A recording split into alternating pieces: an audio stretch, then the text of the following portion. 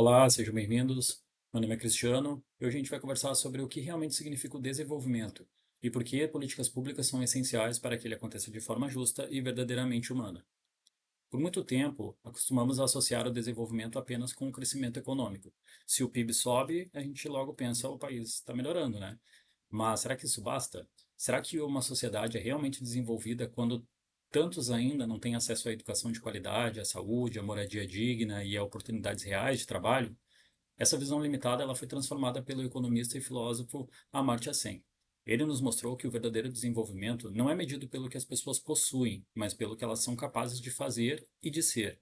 Esse é o conceito de desenvolvimento como liberdade. E é sobre isso que a gente vai falar agora. Amartya Sen, ele nos convida a enxergar o desenvolvimento como uma expansão das liberdades reais das pessoas. O crescimento econômico é importante, é claro, mas deve ser visto apenas como um meio e nunca como um fim. O foco deve estar sempre nas liberdades humanas, a liberdade de estudar, de escolher uma profissão, liberdade de participar politicamente, de ter acesso à saúde, segurança e justiça. Sem destaca dois tipos de liberdade: a liberdade como agência, que é a nossa capacidade de agir segundo as nossas escolhas, e a liberdade de oportunidade, que são as alternativas reais que temos disponíveis. Não adianta ter direitos escritos em lei se na prática não há condições de exercê-los. De que adianta o direito à educação se uma criança precisa caminhar quilômetros até a escola? Ou o direito à saúde, se o posto de saúde, por exemplo, não tem médico? Então, o centro da teoria de Sen são os conceitos de capacidade e funcionamento. Capacidade são as oportunidades, acesso à educação, saúde, segurança. Funcionamento são aquilo que as pessoas realmente conseguem realizar com essas oportunidades. Ter acesso a uma escola é uma capacidade. Ser alfabetizado aí é o funcionamento. Então é importante a gente destacar esses dois lados. O bem-estar real depende da combinação entre a capacidade e o funcionamento. Por isso, as políticas públicas eficazes, elas precisam ampliar as capacidades para que mais pessoas, cada vez mais pessoas, tenham condições de viver a vida que valorizam. SEM apresenta cinco liberdades instrumentais que formam a base do desenvolvimento humano: liberdade política, facilidades econômicas, oportunidades sociais, garantias de transparência e segurança protetora.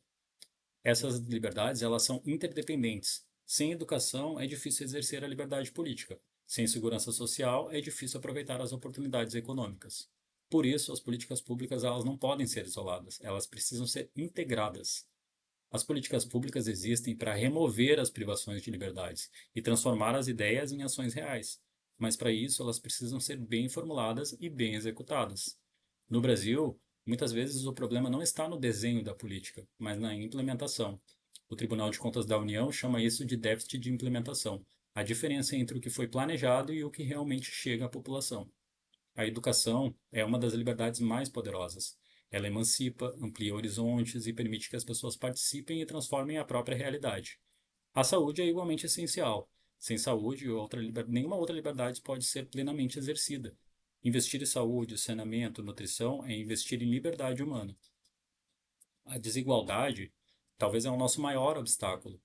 Ela não é apenas econômica, é a privação da liberdade. Quem nasce em um território sem escola, sem saneamento, sem transporte, já começa a vida com menos opções. Há também a captura de interesses, quando grupos influenciam o Estado para benefício próprio. Isso distorce a prioridade e reduz a liberdade coletiva.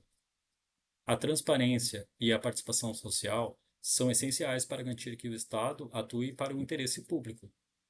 Para saber se estamos nos desenvolvendo de verdade, precisamos mudar a forma de medir o progresso. O PIB, né, ele é importante, mas ele é insuficiente. O IDH amplia essa visão ao incluir a renda, educação e saúde. Mas a gente pode ir além: igualdade, sustentabilidade e participação democrática. A pergunta central é: essa política ampliou as liberdades das pessoas? Aumentou o poder de escolha? Reduziu privações ou apenas distribuiu os recursos? O desenvolvimento como liberdade, ele depende do Estado, mas ele depende também de nós. Quando participamos, fiscalizamos, cobramos e votamos com consciência, exercemos a liberdade política, a base de todas as outras liberdades. A cidadania ativa é o motor que faz com que o Estado funcione para o interesse público. Amartya Sen afirma: a liberdade não é apenas o principal objetivo do desenvolvimento, mas também é o seu principal meio. Não buscamos desenvolvimento para ter liberdade. É a liberdade que gera desenvolvimento. Então, né, então mais do que perguntar quanto crescemos, a gente precisa se perguntar o que nos torna mais livre, o que nos tornamos, o quanto a gente se tornou mais livre. Essa deve ser a pergunta central do desenvolvimento.